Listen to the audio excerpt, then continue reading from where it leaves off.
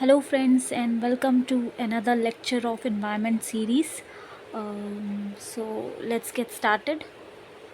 In this lecture we will learn about these points.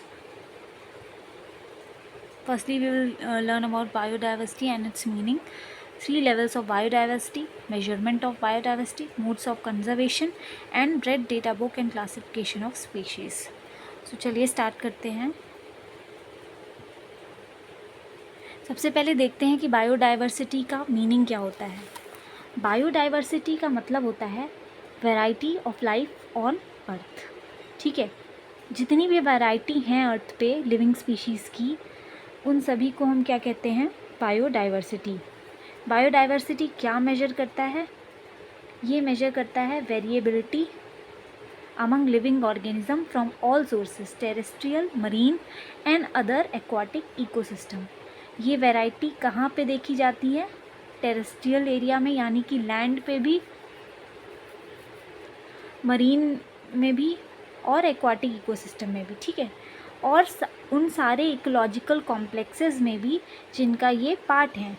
जिस type की ecosystem या ecology में सारे लिविंग बींग्स रह रहे हैं, उन सब का भी मेजरमेंट बायोडाइवर्सिटी होता है. और ये क्या इंक्लूड करता है? ये डाइवर्सिटी इंक्लूड करता है विद इन स्पीशीज़, मतलब एक ही स्पीशीज़ के दो प्राणियों में भी, बिटवीन स्पीशीज़, दो अलग अलग टाइप के स्पीशीज़ के बीच में भी, और दो अलग अलग टाइप के इकोसिस्टम में भी डाइवर्सिटी को हम मेजर करते हैं. ठीक है, विद इन स्पीशीज़ का मतलब क्या हो गया? जैसे समझिए आप, मान लिया हम ह्यूमन्स हैं. ठीक है, तो हमारी जो ह्यूमन वाली स्पीशीज़ होगी, हम आपस में भी वैरायटी देखेंगे. ठीक है, जैसे मान लिया हम इंडिया में रह रहे हैं, इंडिया के लोग अमेरिका में जो लोग रह रहे हैं उनसे अलग हैं, तो हमारी स्पीशीज़ एक ही है, लेकिन उसमें भी क्या है, डाइवर्सिटी है.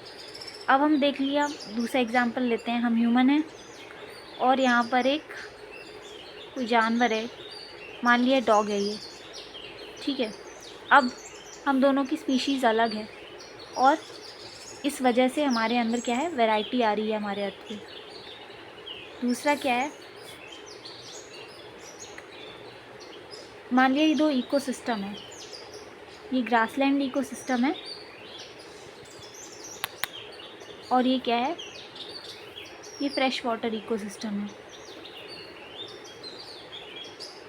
इन दोनों इकोसिस्टम में जो जिस टाइप के लिविंग ऑर्गेनिज्म पाए जाते हैं वो दोनों अलग अलग होंगे. ग्रासलैंड में जहाँ पे क्या पाए जाएंगे, जैसे मान लिया ग्रासलैंड में आप समझ लो कोई एक स्पीशीज़ पाया जा रहा है, शेर मान लो, लायन है, एलिफेंट है, यहाँ पाए जा रहे हैं. यहाँ पे क्या पाई जाएंगी, फिशेस. और भी जैसे सी ग्रास, सी वीड, इन सब की वैरायटी पाई जाएगी. यहाँ पे क्या है, पेड़ होंगे.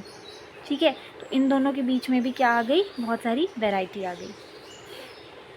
तो इस तरीके से बायोडाइवर्सिटी की यही डेफिनेशन होती है. ये जो डेफिनेशन है ये दी गई थी यूनाइटेड नेशंस अर्थ समिट में, यूएन अर्थ समिट में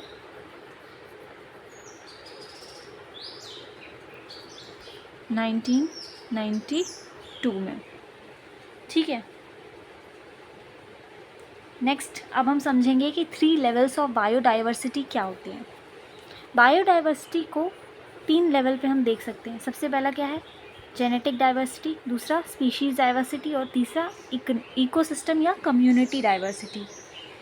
सबसे पहले जेनेटिक डाइवर्सिटी को समझते हैं.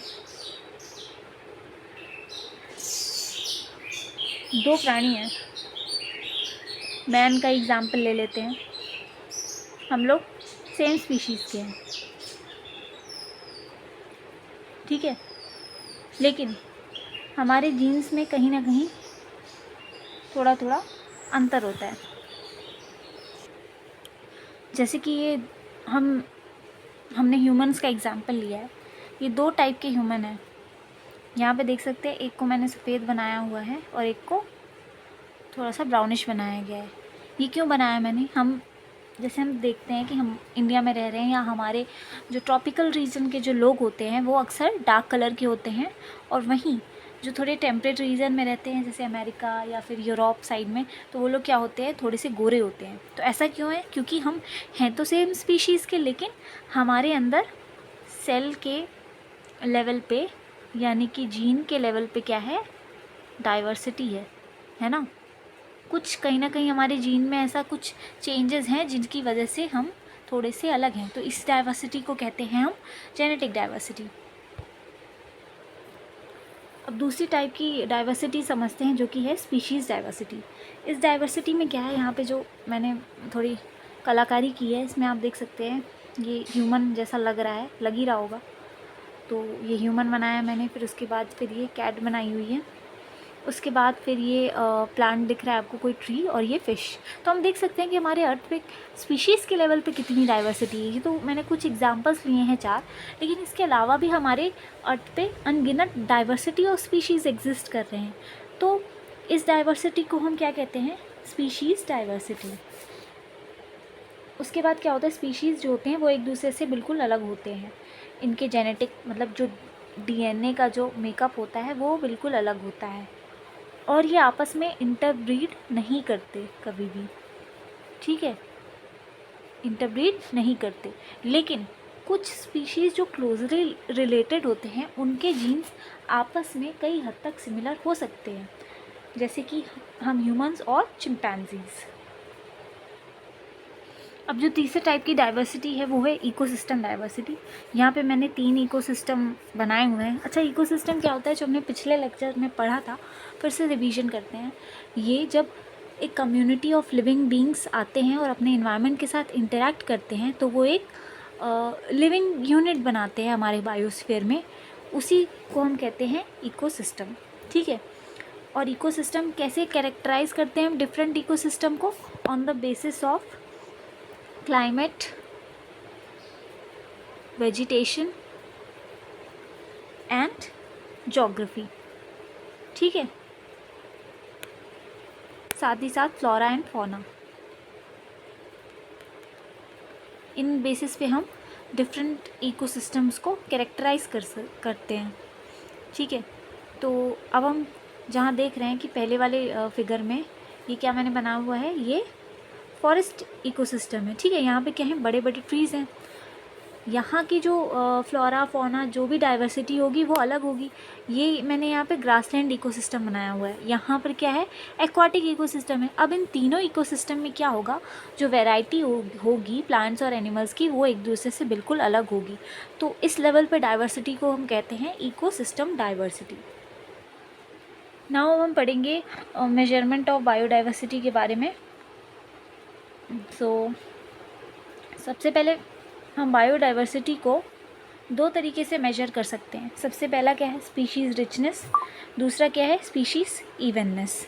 ओके, सो स्पीशीज़ रिचनेस से हमारा क्या मीनिंग है, स्पीशीज़ रिचनेस से मतलब है किसी एक कम्युनिटी में कितने नंबर की स्पीशीज़ हैं, ठीक है। स्पीशीज़ का नंबर क्या है, मान लिया ये एक आप कम्युनिटी ले लो, यहाँ पे स्पीशीज़ ए इससे डिनोट करते हैं ट्राइंगल से, स्पीशीज़ ए हैं, ठीक है, इतनी। उसके बाद स्पीशीज़ भी ये हैं,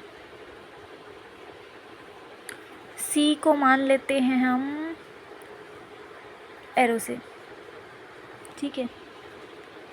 यहाँ क्या हो गई, अब स्पीशीज़ रिचनेस हमें देखना है तो हम देखेंगे कि यहाँ नंबर ऑफ़ स्पीशीज़ कितनी है। सबसे पहले तो ये है इस टाइप की, फिर ये है, उसके बाद इस टाइप की, यानी कि यहाँ पे स्पीशीज़ रिचनेस क्या है, 3 नंबर ऑफ़ स्पीशीज़ हैं। वहीं अगर हम किसी दूसरे देखें एरिया में, ये स्पीशीज़ है और दूसरी एक ये स्पीशीज़ है, 2 ही स्पीशीज़ हैं यहाँ पे, तो यहाँ की स्पीशीज़ रिचनेस क्या हो गई, 2, यानी कि यहाँ की स्पीशीज़ रिचनेस यहाँ की स्पीशीज़ रिचनेस से कम है, ठीक है। ये हो गया स्पीशीज़ रिचनेस। अब स्पीशीज़ रिचनेस को हम 3 तरीके से देख सकते हैं, तीनों को हम एक एक करके समझेंगे। सबसे पहले अल्फ़ा डाइवर्सिटी। अल्फ़ा डाइवर्सिटी क्या होती है, number of species in a particular ecosystem. मतलब ये कोई एक इकोसिस्टम है, मान लिया हमने ग्रासलैंड इकोसिस्टम है, ठीक है। अब इसी एक इकोसिस्टम के अंदर ही कितनी सारी स्पीशीज़ हैं वो हम देखेंगे, ठीक है। इसी इकोसिस्टम के अंदर कितनी है? 3 है। उसके बाद आ जाती है बीटा डाइवर्सिटी। बीटा डाइवर्सिटी क्या है? Change in amount of species between different ecosystem. इसमें क्या करते हैं हम कि 2 इकोसिस्टम ले लेते हैं। जैसे मान लिया ये ग्रासलैंड इकोसिस्टम लिया था, यहाँ पे हमने ले लिया एक्वाटिक इकोसिस्टम। यहाँ पे जो स्पीशीज़ होंगी वो अलग होंगी, है ना। मान लिया ये एक तरीके की स्पीशीज़ है,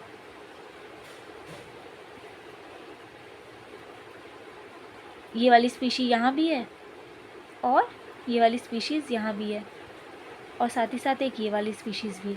अब हम इन दोनों का कंपैरिजन करेंगे कि यहाँ पे कितनी नंबर की स्पीशीज़ थी और इसमें कितने नंबर की। यहाँ कितनी थी? 3 तरीके की थी और यहाँ पे 4 तरीके। ठीक है, तो इस तरीके से हम इन दोनों को कंपेयर करते हैं बीटा डाइवर्सिटी में। गामा डाइवर्सिटी में क्या होता है, क्या देखते हैं हम? Overall diversity for the different ecosystem within a region. अब कोई एक रीजन ले लिया हमने, मान लिया इंडिया का ही रीजन है। ठीक है, इंडिया में कई तरीके की इकोसिस्टम पाए जाते हैं ना, अलग अलग टाइप के। तो मान लिया इंडिया का ही रीजन है, इसमें कई सारे अलग अलग इकोसिस्टम हैं। 4 इकोसिस्टम है। एक डेजर्ट इकोसिस्टम मान लेते हैं, एक फॉरेस्ट, एक ग्रासलैंड और एक एक्वाटिक। अब इन चारों में हम देखेंगे कि कितने टाइप की स्पीशीज़ हैं।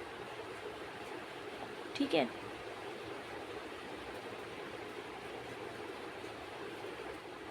मान लिया यहाँ पे अलग है। अब हम इन चारों को कंपेयर करेंगे आपस में कि किसमें कितनी स्पीशीज़ हैं। तो इस तरीके की डाइवर्सिटी को हम कहते हैं स्पीशीज़ रिचनेस को हम कहते हैं गामा डाइवर्सिटी। उसके बाद हम आ जाते हैं स्पीशीज़ इवननेस के ऊपर। स्पीशीज़ रिचनेस में हमने देखा था कि नंबर ऑफ़ स्पीशीज़ कितनी है। स्पीशीज़ इवननेस में हम देखेंगे कि किसी एक स्पीशीज़, जो स्पीशीज़ हैं प्रेजेंट इकोसिस्टम के अंदर, उसमें उनका प्रपोर्शन क्या है। ठीक है, उसको ऐसे समझ लेते हैं। जैसे मान लिया ये एक इकोसिस्टम है, यहाँ पे स्पीशीज़ ए जो है वो क्या है? 30 है। स्पीशीज़ बी कितनी है? 1000 है। तो ये क्या होगा? ये इवन नहीं होगा। क्यों? क्योंकि दोनों जो स्पीशीज़ हैं उन दोनों का नंबर क्या है? बहुत ही डिफरेंट है। ठीक है, जहाँ पे स्पीशीज़ बी जो है वो काफ़ी ज़्यादा अमाउंट में है, वहीं जो स्पीशीज़ ए है वो बहुत कम है, वो कहीं कहीं आपको दिख जाएगा। तो क्या हो गया? ये डाइवर्सिटी, इससे क्या पता चलता है कि ये इकोसिस्टम इवन नहीं है। ठीक है, और हमें ये भी बताने की कोशिश करता है, इससे हमें ये भी पता लगता है कि कौन सी स्पीशीज़ उस इकोसिस्टम को डोमिनेट कर रही है। तो जिसका नंबर ज़्यादा होगा वो वहाँ के इकोसिस्टम को डोमिनेट कर रही होगी। तो इस तरीके से हम डाइवर्सिटी को मेजर कर सकते हैं। उसके बाद हम आ जाते हैं कि बायोडाइवर्सिटी को कंजर्व हम किस तरीके से करते हैं। 2 तरीके हैं, बहुत ही ईजी हैं, in situ ex situ. In situ ex situ नाम से ही पता लग रहा है, इनका मतलब होता है अंदर ही। इसका मतलब ये है कि जहाँ पे वो ऑर्गेनिज़म रह रहे होते हैं, जो उनका एक्चुअल घर होता है, हम उनको वहीं पे कंजर्व करें। जैसे कि नेशनल पार्क्स हो गए, वाइल्ड लाइफ सेंचुरी हो गई, बायोस्फीयर रिजर्व्स हो गए, रिजर्व्ड फॉरेस्ट हो गए, प्रोटेक्टेड फॉरेस्ट हो गए, जीन सेंचुरी हो गई। ये सब क्या है? हम कहाँ बनाते हैं? वहीं बना देते हैं। कुछ एरियाज़ को डिमार्केट कर देते हैं। मान लिया ये फॉरेस्ट है, फॉरेस्ट का एरिया, और इसी में से हम कुछ एरिया को डिमार्केट कर देते हैं कि ये क्या हो गया? ये नेशनल पार्क हो गया, ये वाइल्ड लाइफ सेंचुरी हो गई। ठीक है, तो स्पीशीज़ को हमने कहीं चेंज नहीं किया कि उनको उठा के कहीं और रख रहे हैं, जहाँ हैं वो वहीं हैं। हमने बस क्या किया? को एक नाम दे दिया और वहाँ पे कंजर्वेशन एफर्ट्स अपने चालू कर दिए। दूसरा क्या होता है? एक्सीटू। इसमें हम क्या करते हैं कि स्पीशीज़ को जहाँ वो रह रहा है वहाँ से उठा के कहीं दूसरी आर्टिफिशियल जगह पे हम क्या कर देते हैं? रखते हैं उसको कंजर्वेशन के लिए, या फिर किसी भी और वजह से रखते हैं। ठीक है, इसमें क्या आ जाता है? जैसे कि हम किसी स्पीशीज़ को री इंट्रोड्यूस करवाते हैं, वो भी एक्सीटू के अंदर ही आता है। मान लिया जैसे कि लायन है, ख़त्म हो रहे हैं वो कहीं, लेकिन हमने उसको कहीं पे री इंट्रोड्यूस कराया उनकी पॉपुलेशन को बढ़ाने के लिए, तो क्या हो जाता है?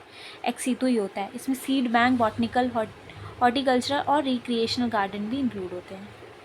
चलिए अब हम पढ़ते हैं रेड डेटा बुक के बारे में कुछ इंपॉर्टेंट इन्फॉर्मेशन। सबसे पहले तो ये IUCN है जो कि इसको सब इशू करता है, और IUCN का हेडक्वार्टर कहाँ है? मॉर्जेस, स्विट्ज़रलैंड में।